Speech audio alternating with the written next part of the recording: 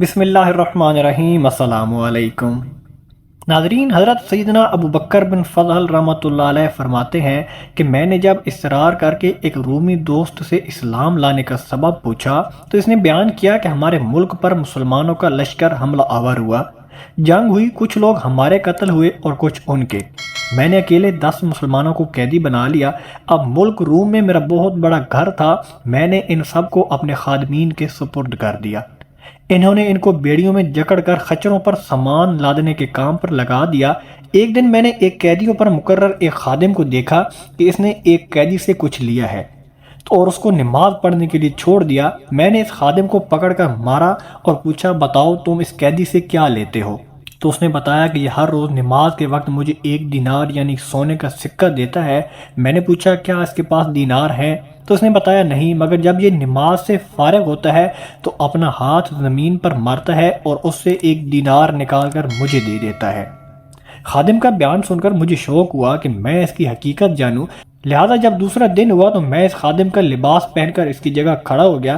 جب ظہر کا وقت ہوا تو اس نے مجھے اشارہ کیا کہ مجھے نماز پڑھنے دے تو میں تجھے 1 دینار دوں گا۔ میں نے کہا میں 2 دینار سے کم نہیں لوں گا۔ اس نے کہا ٹھیک ہے۔ میں نے اسے کھول دیا، اس نے نماز پڑھی۔ جب نماز سے فارغ ہوا تو میں نے دیکھا کہ اس نے اپنا ہاتھ زمین پر مارا اور وہاں سے نئے 2 دینار نکال کر مجھے دے دیے۔ عصر کا وقت ہوا تو اس مرتبہ میری طرف اشارہ کیا۔ میں نے اسے اشارہ کیا کہ میں 5 دینار سے کم نہیں لوں گا اور وہ اس سے مان لیا۔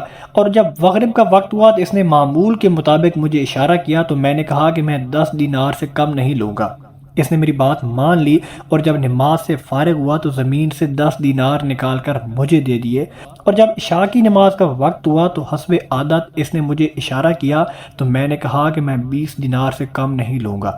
پھر بھی اس نے میری بات تسلیم کر لی اور نماز سے فراغت پا کر اس نے زمین سے 20 دینار نکال کر مجھے تھما دیے۔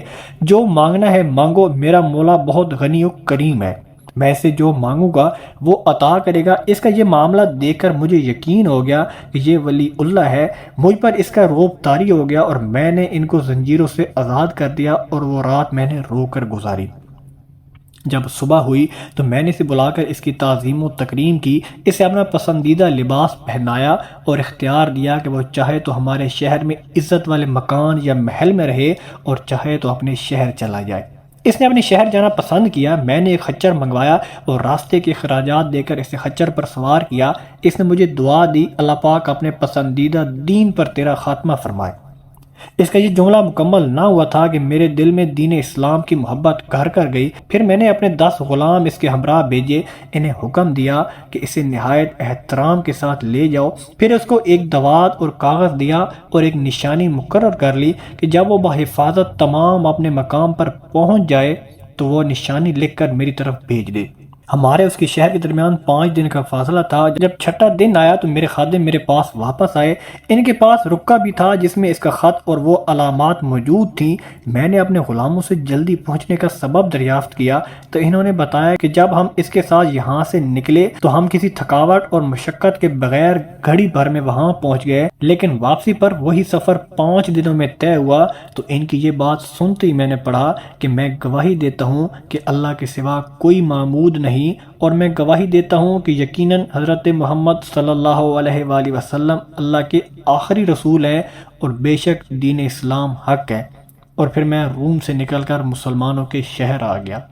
احباب، میں امید کرتا ہوں آج کی ویڈیو آپ کو اچھی لگی ہوگی۔ اگر ویڈیو پسند آئے تو پلیز میری ویڈیو کو لائک اور میرے چینل کو لازمی سبسکرائب کر دینا اور بیل آئیکن کے بٹن پر کلک کر کے آل پر کلک کر دینا تاکہ ہر آنے والی نئی ویڈیو کا نوٹیفیکیشن آپ تک پہنچ سکے۔